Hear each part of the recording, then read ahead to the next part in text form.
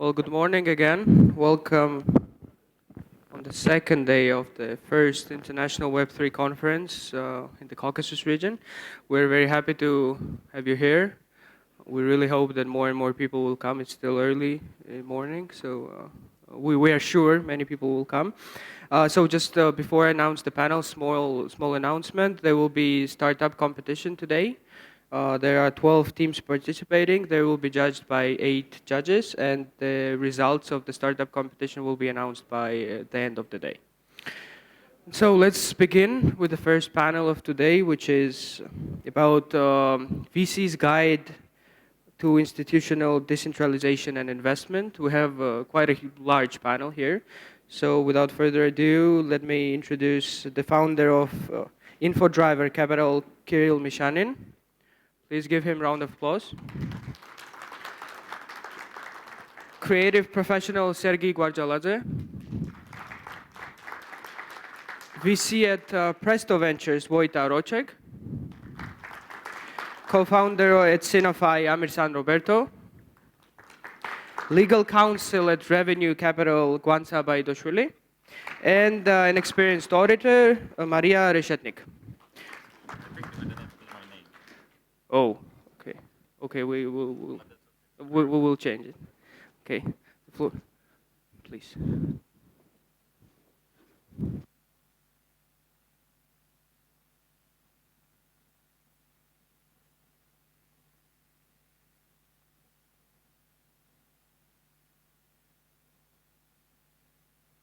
Hello, everyone. Welcome to the opening panel. And today we're going to talk about the venture capitals and its investment in crypto and blockchain segment. And firstly, to get into the discussion, I would like to ask our panelists to give a quick review on itself. Please, start with you. Hello, everyone. Good morning, Georgia. So my name is Kirill Mishanin. So I'm the founder of InfoDriver Capital. We have under the asset management over $50 million in assets.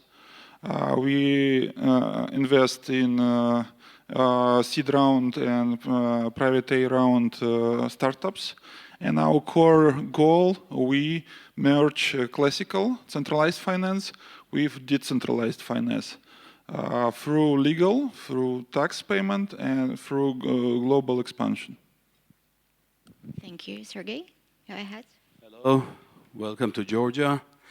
It's great to be here. This is the first time we participate in an event of such a scale. We are Qatari Foundation. I'm a Chief Development Officer of this newly established organization, which was founded in Israel.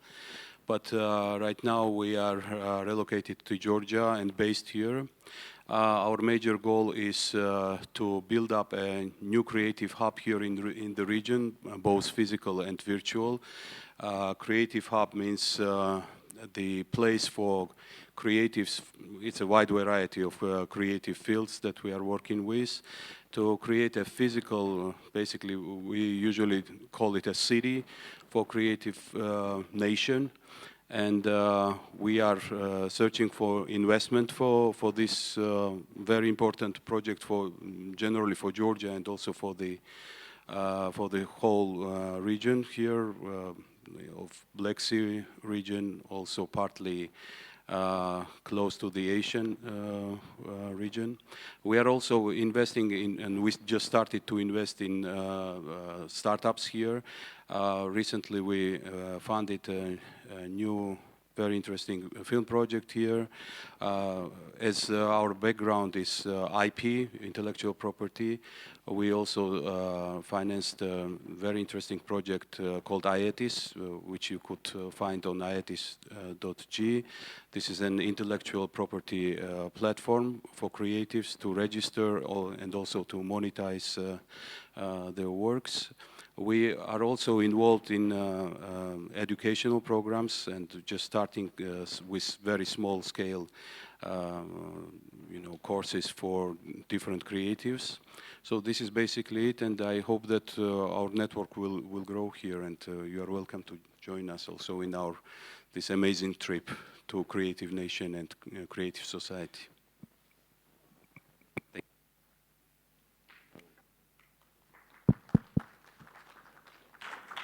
Hello, my name is Vojta. I'm from Presto Ventures. I'm exited founder turned to VC. We invested, for example, Ready Player Me, which was recently backed by Andreessen Horowitz. Also startups like NFT Scorings. Now we are focusing on B2B in crypto. And we are trying to find the next generation of startups which will make crypto turn to more profitable and serious business. Well, good morning, everyone. My name is Amir. I'm the seed investor and co-founder at Signify. We do two things. The first, we help Web3 companies with their PR and marketing with a focus on Asia Pacific.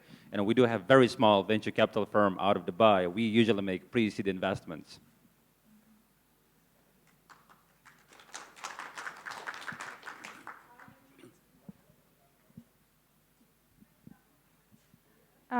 Hi everyone, nice to meet you. It's happy to meet quite an international audience here and have discussions about the crypto, Web3, and all the good stuff. So I'm a legal counsel at Revenue Capital, which is helping companies to grow in Web3 and providing blockchain and IT services. And we try to grow in Georgia as well and help Georgian startups. My background is also from IP. I have years experience in music industry, film industry in Georgia and internationally. And for me, it's especially good to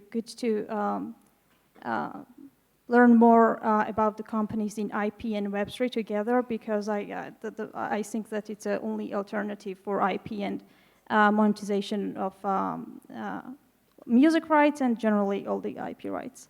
So good to have these discussions. Thank you. Thank you very much.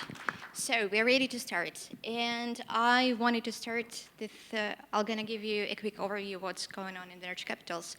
And venture capitals invested $33 billion in 2021.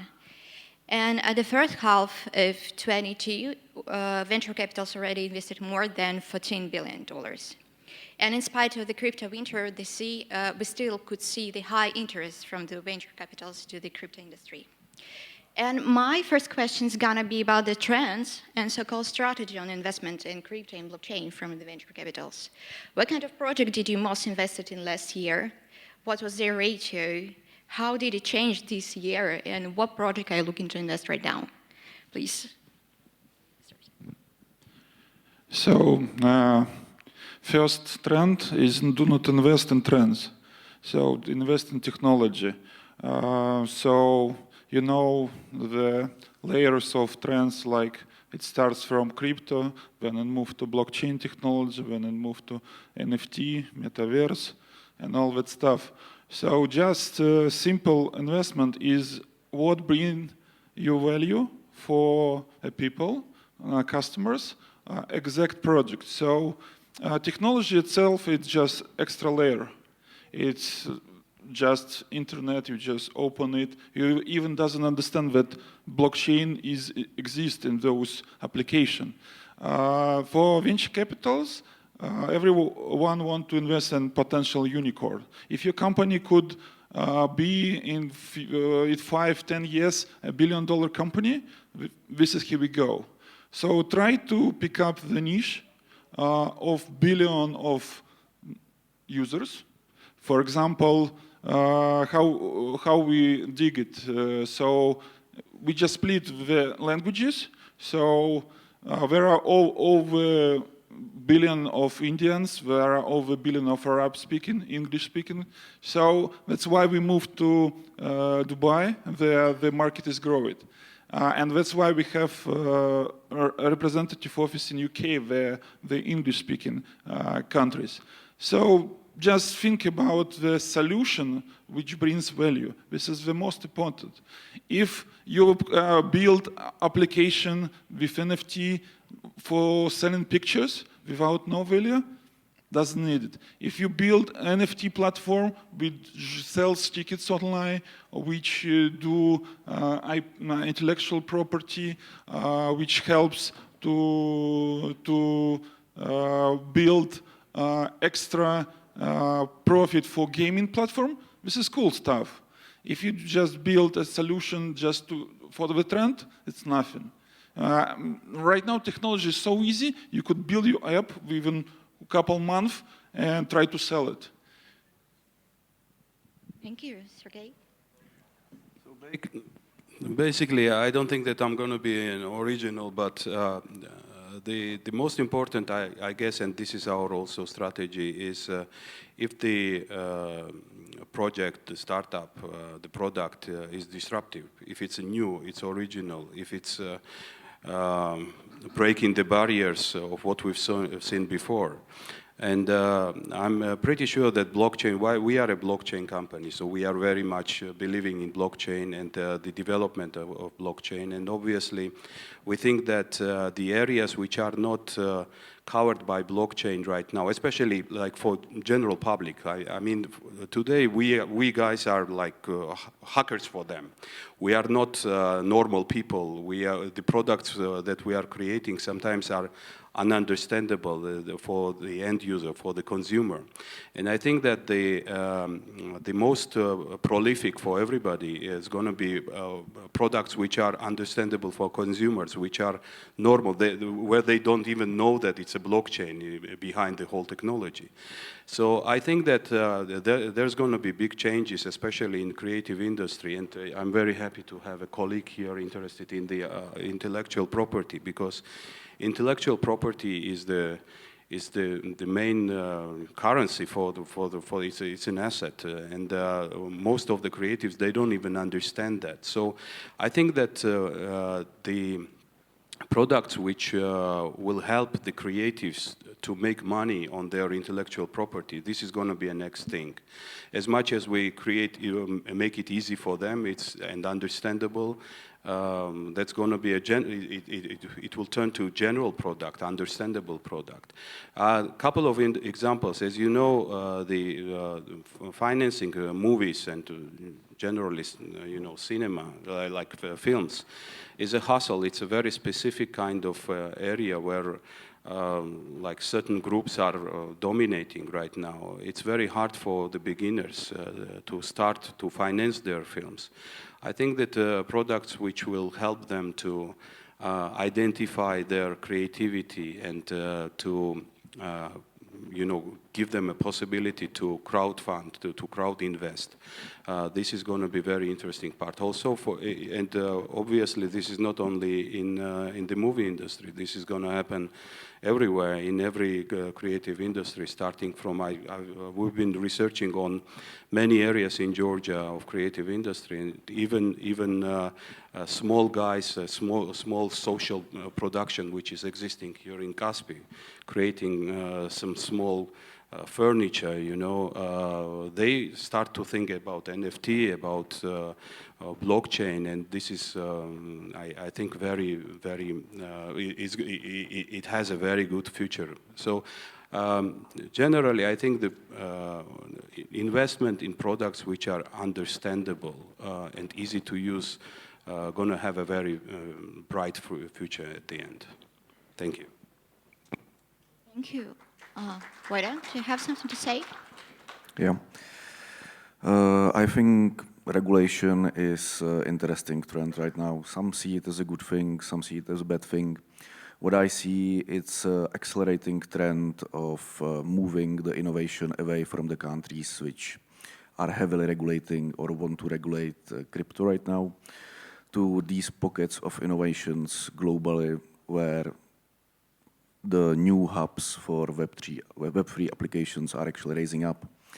We are really exploring that, and actually all our startups right now in our pipeline which are touching crypto space are outside of US and EU. And I think this will be huge, the shift of, thanks to the decentralization, the shift of innovation from these old countries to the new ones.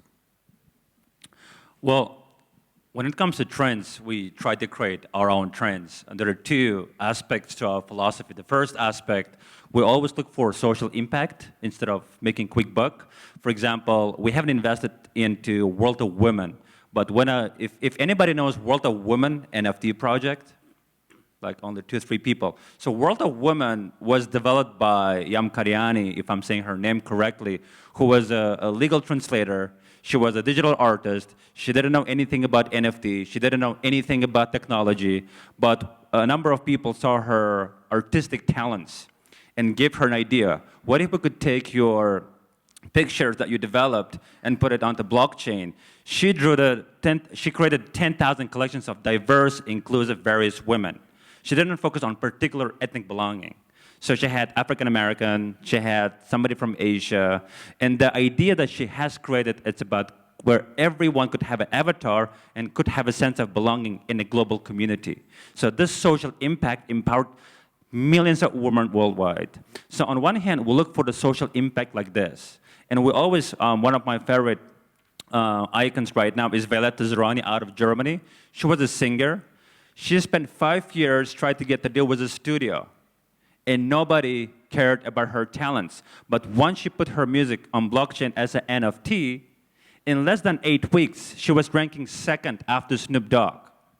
And she sells now all her music on blockchain on NFT. That's the social impact. Now she's an ambassador of NFT, empowering scores of artists, musicians, to tell them, this is Web2, these are the difficulties, this is Web3, your community. That's what makes a lot of sense. So we look for the social impact. And number two, what we look for great teams. On one hand, we believe if you build a technology which can be easily outsourced and replicated, we can lose. And we have made several investments where we have lost a capital. We couldn't make any money. And in fact, we're cash negative sometimes. But when we find great teams that have a passion, and we believe that with them we could join forces and build something more significant, this is what we bet and make long-term investment. When it comes in terms of the making bets on trends, for me personally, this is something what you are trying to make some kind of margin benefit in a short term. It's something like what trading. And we thought that was our thinking in 2017, 2018.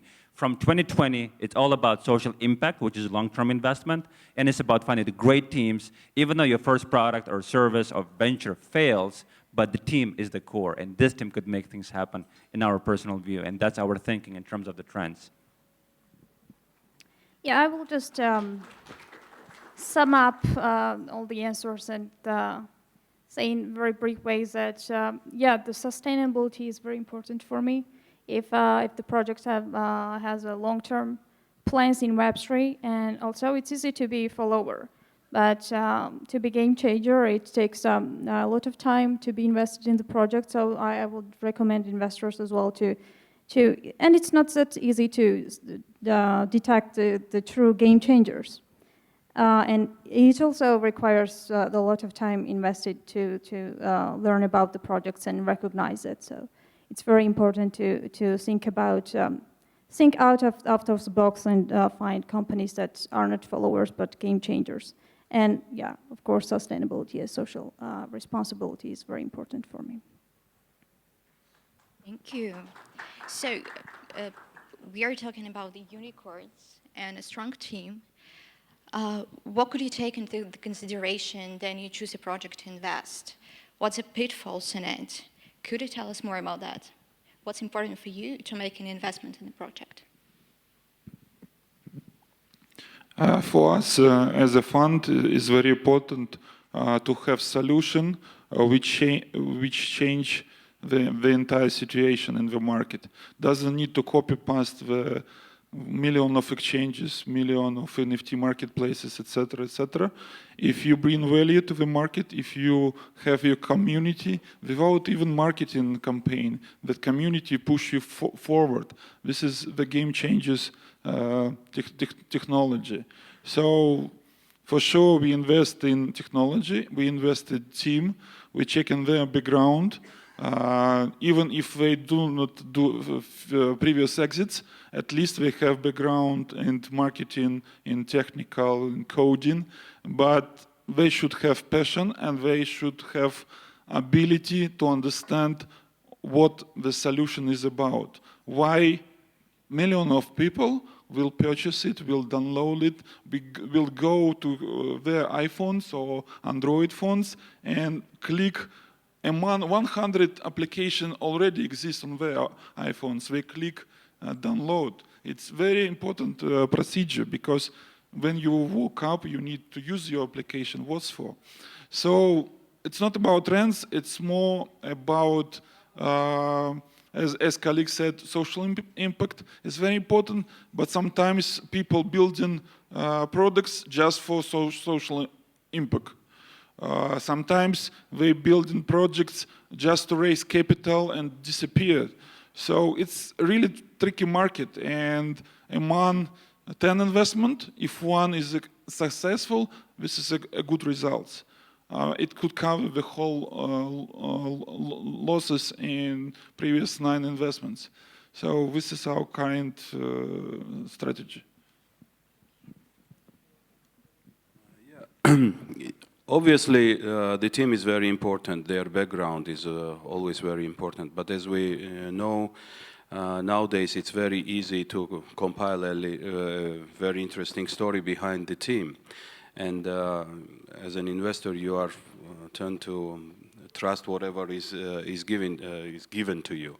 But I think the easiest way to trust the team is to understand and have a communication with them, like very regular communication, and understand where is their decisions or solution is coming from. The teams that understand the problem in depth. So most of the products are obviously they are problem solvers, right? They have to find the solution for the problem. And to understand how to solve the problem, you need to know, you need to have an in-depth information about the problem, about the users. Obviously, people coming with their followers to us are very important for us. It means already that there are people who are involved, who use this product or application, whatever. They already are in the development of the solution, and it's very usually we see people who are you know, they don't certainly understand the problem itself, and that's why they would not find the solution. And another thing is that usually people create the problem from nothing, and they are creating the problem for the product, so to say. This happens also. And it's very hard for the investor to orientate it, and so it means that you have to be also very well informed in many cases. That's why research is very important for us. We try to indicate the best sides of the project, and sometimes it's necessary. It don't necessarily, you know, it's not the problem that the team understands the way we understand it. So I think it's very important to have right people on your side to research, to explore the things which are like interesting in the given startup project, product, and maybe sometimes to help the team to turn to a completely different direction. So it's not easy work, obviously. It's you know, at the end, it's your money or the money of your you know, stakeholders that you are spending on it. But the risk is there, and the risk is a very interesting factor also. In this business, you know, if you don't have the feeling for if you are not risky type, I think you don't have a chance to win. Thank you. Vojta, do you have something to say? Yeah, the thing I look most is a market. If there is a clear need for the product, if it's a current thing only, or if it's a future thing. It's interesting that you talk about teams.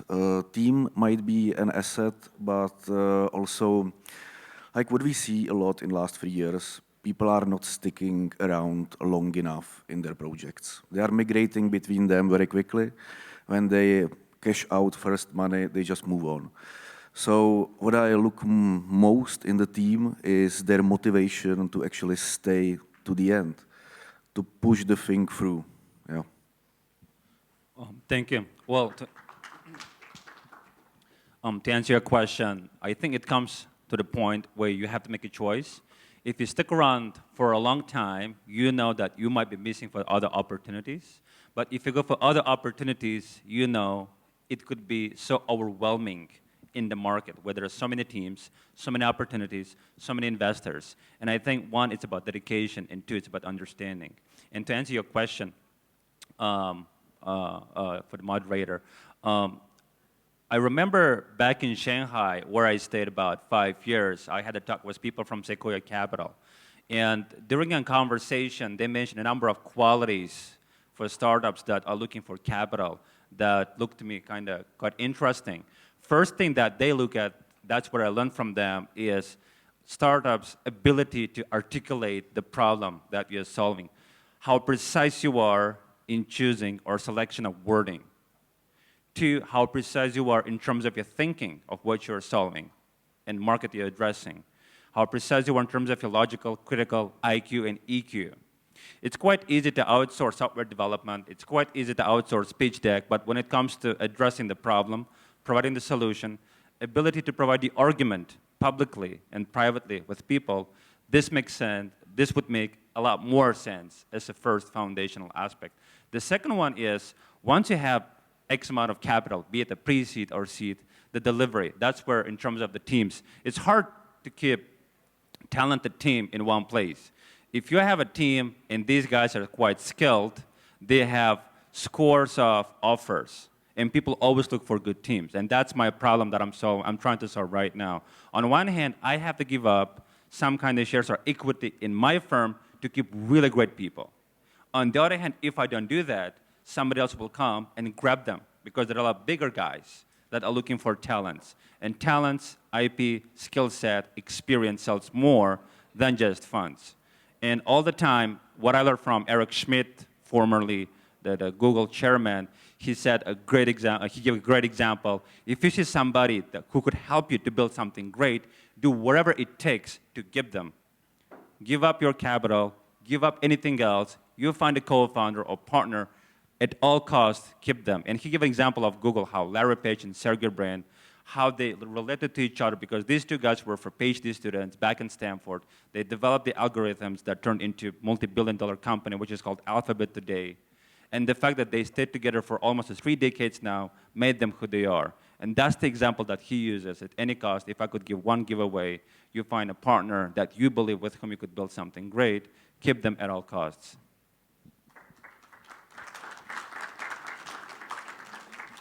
Yeah, as for the legal complications in the investments, and I think the most important thing for the investments to pay attention is to find and check the jurisdiction they're using for the project.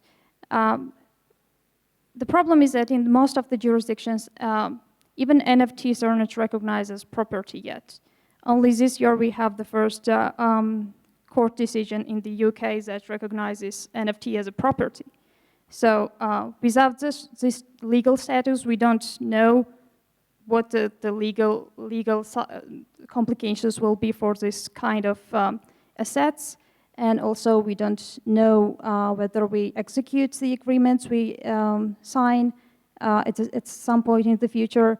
And also we don't know what happens after succession, after death of the investor, for example, or if you want to release or use any as this kind of assets as a property.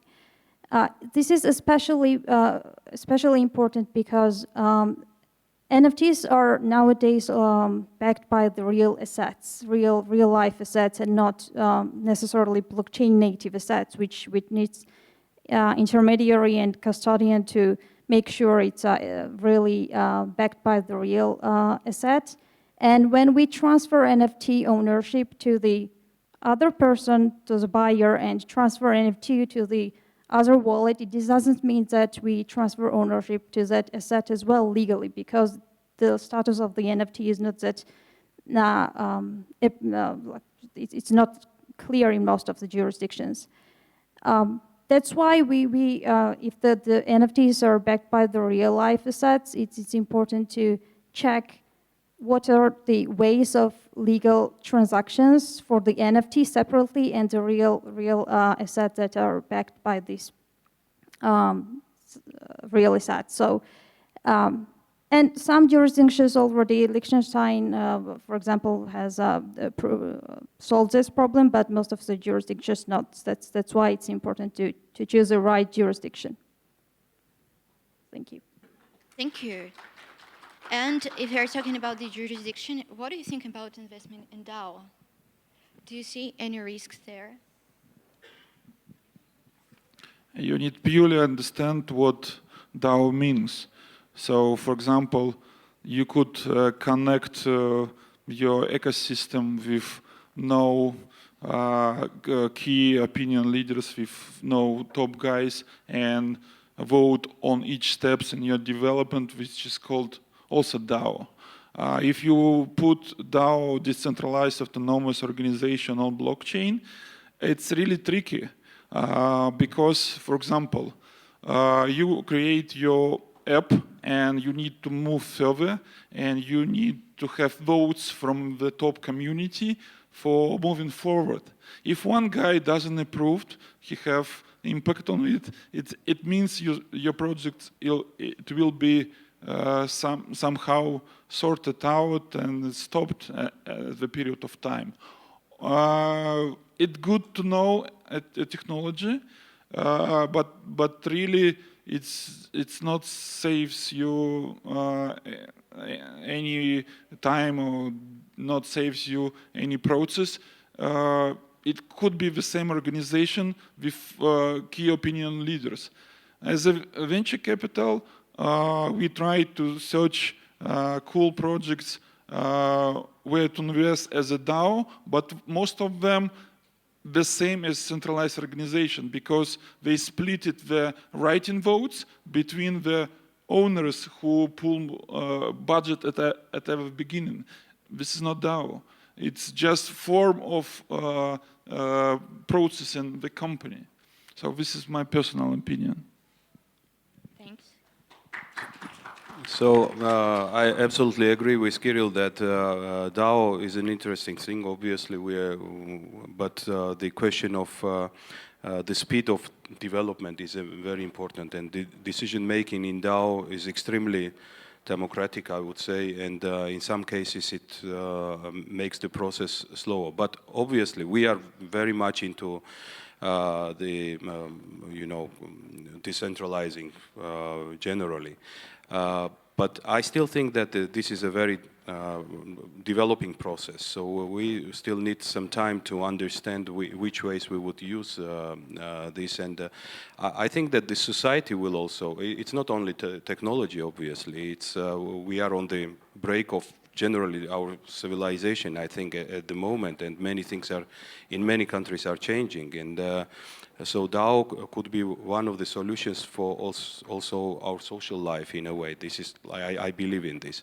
But obviously it takes time, it will take time to understand how we will use and how to invest in this generally. That's my point of view at this level.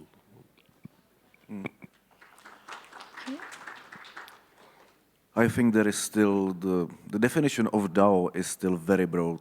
It could be a lot of different things. Just to say that if we are investing into DAO or not, it's very complicated questions. It depends on what the DAO actually is. I think a year ago, one DAO even voted to give back the investment from the venture capital firm back to the firm because they didn't bring enough value. It was an interesting point, and I don't know. We will see in the future. I think we are still very, very early in this space. Thank you.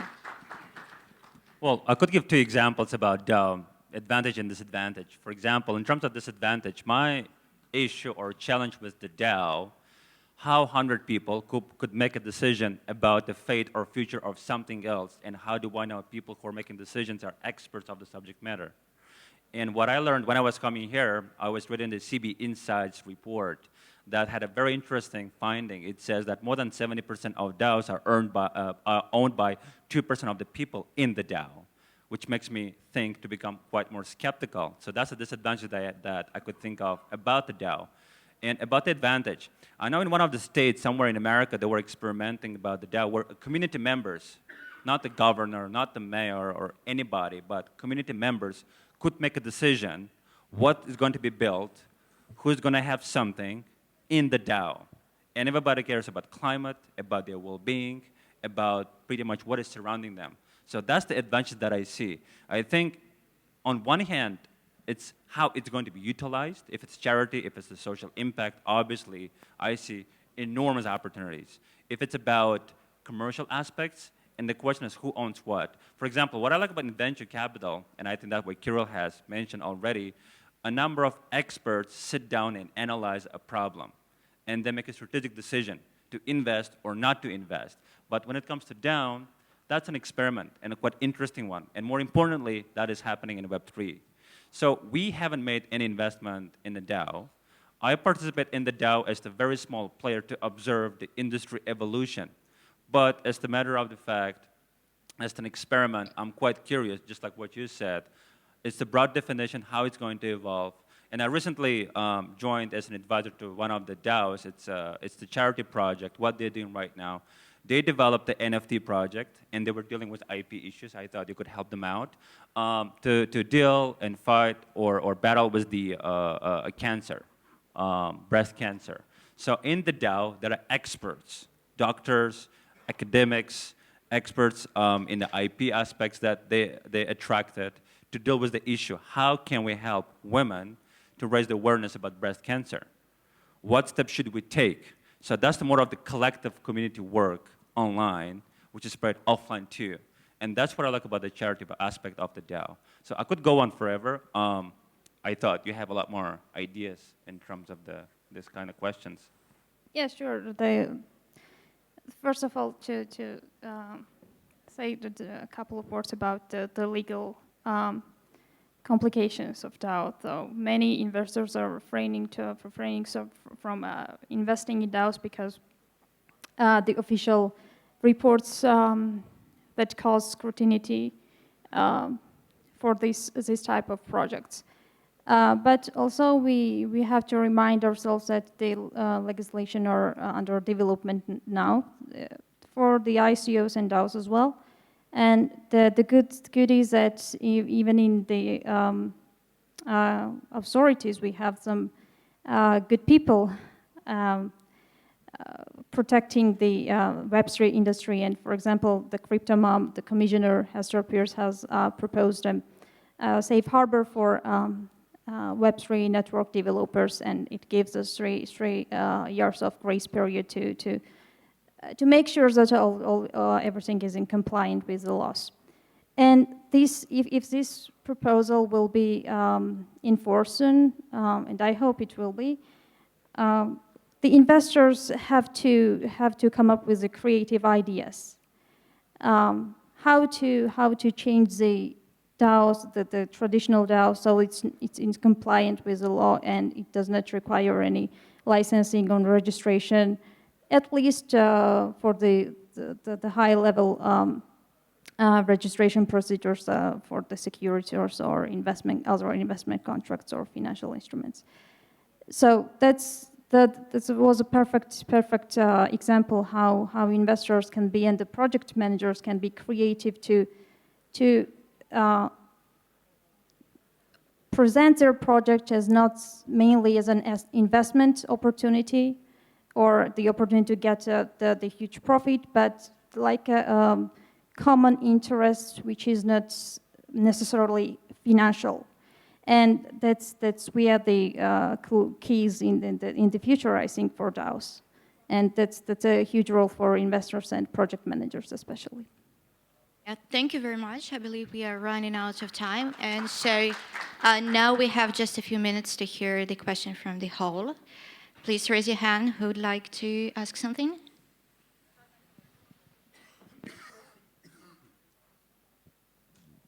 Thank you. Hello, my name is Eugene. I just want to ask some question. If I'm not right, then okay. As an ordinary investor and you as institutional investment, the main idea of our investments is to raise money, yeah? Okay. You told that there is a value, there is an auditory, etc., etc. We have some projects like Stepan, like Decentralization, even, where I understand that institutional investments make money, bring them back, and these projects are very popular. However, they are spoil of our market. They don't have value. It's just a mask to be healthy, etc., but it's sponsored. For example, Stepan for me is sponsored because there is no operational income, yeah. So my question is, do you think that in some way institutional investments are spoiling our market in order to get a fast income and to make popular some projects which are not interested in order to technology? For example, I didn't hear that institutional investments invest in East Africa blockchain companies which use logistic. There are no ideas to invest there, but there are a lot of hype news about Decentralization, sandbox, etc. It's a good idea to make mass adoption, but it's not value. Thank you.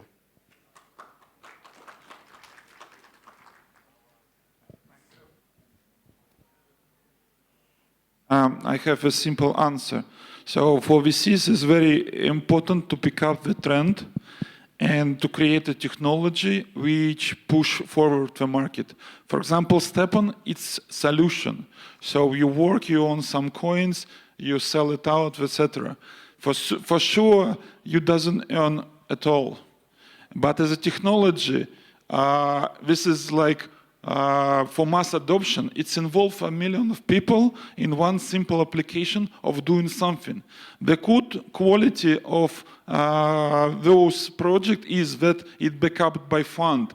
And funds and venture capital doesn't goes up really low because they have huge names. You know that there are the biggest fund investing in those specific projects.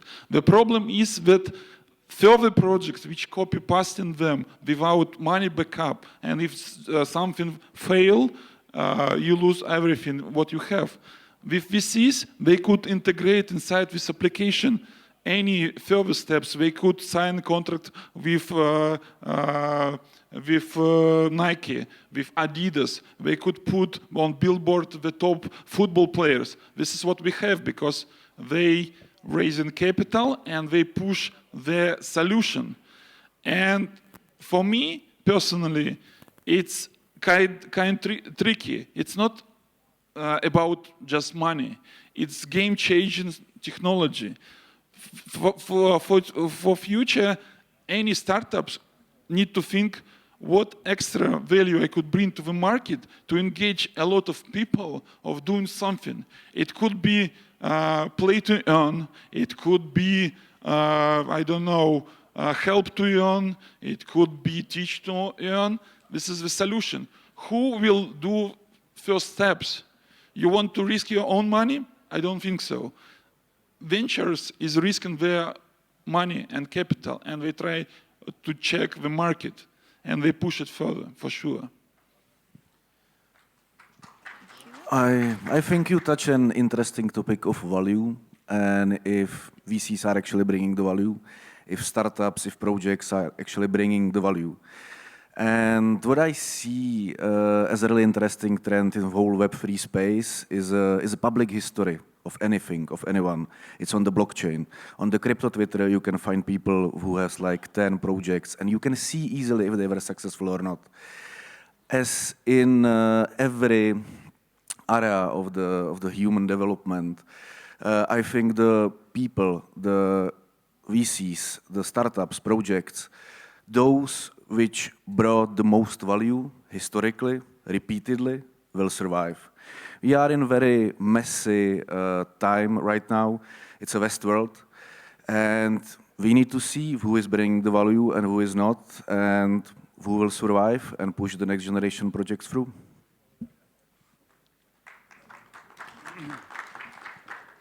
Thank you for the question. That's an extremely important question. I am not an institutional investor. I'm a little guy. I used to make very small investments in this current market condition. We're not making investments. But what I learned personally, and that's my personal perspective, on one hand, industries are driven by greed. And when you were asking this question, I could think of WeWork, which was artificially valuated and sold to the Japanese guy. I forgot the fund's name. Not the Japanese venture fund. The biggest guy. I'm sorry? SoftBank, thank you.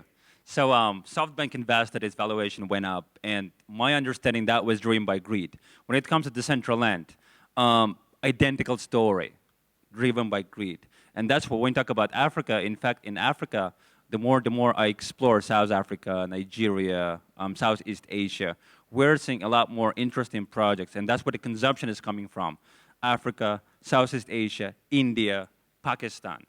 And the more I travel across these regions, the more I understand, indeed, it's uncharted territory, and there are a lot more opportunities. But trend is not developed yet because of the branding issues. And that is why we made 2 investments in Uganda and one in Nigeria. It was a very small valuation at this point, and we could see that there is a social impact, but the commerciality-wise, it's not promising yet. On one hand, my understanding, indeed, in venture capital, it's about making money first. On the other hand, if you bet on the right people long-term, it may work.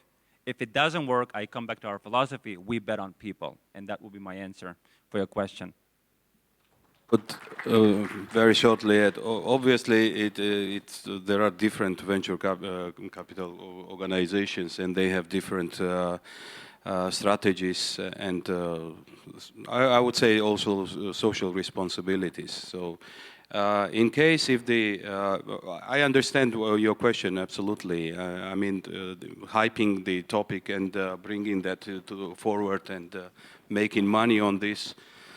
Unfortunately, we live in capitalism, and as my colleague said, like the greed is ruling the world right now. But if you understand and if you inform about the people who are involved in the project, I don't know who's generally involved in Decentraland, but the thing is that, like, if you understand that this money at the end helps the society, the region. I don't want to sound like, you know, moralistic, but in our case, for instance, investing in Georgia is very important because we also hope and we believe that we also will be involved in the development of the society, of the country. And that's why if there is this element, we go for it. And the rest, yeah, this is the world. And I hope that we're going to change it one day. Very brief comment about the mass adoption you mentioned. It's a problem in every direction of the Web3, and that's how we can contribute to the mass adoption of one of the main thing is to standardize tokens, and especially it's important in IP industry because IP. The beauty of the IP is that you get the royalties, and also the investors who invested through this Web3 get royalties from this, every secondary sale of the IP as well. And if we don't have standardized tokens that can retrieve payment information from any marketplace, it's just it's impossible to mass adopt this model of the business. So it's very important for the new project in Web3 and marketplaces especially to make sure this and work on the standardization of the tokens which are under development now but needs to be implemented as soon as possible. Thank you for the answer. I just want to add, just a second. I meant in little way, didn't practice English too much, that we had bull run and there are a lot of projects we had perfect marketing made even by institutional investments money. And now we have a bear market, and we can see that some projects even don't have the second stage and don't contracts have. And this is the problem, I think, for our market, because mass adoption is okay. But when you lose your money because a company have only marketing, it's not a mass adoption. It's mass, I don't know this word. Expenses. Yeah. Thank you. Yeah. Thank you very much for your question. And we completely ran out of time, so I believe if you have any others, you could ask it during the conference personally. And from my side, thank you for joining this panel. It was a pleasure to talk to you about the investments and about the future, about the trends. Have a good day. Thank you.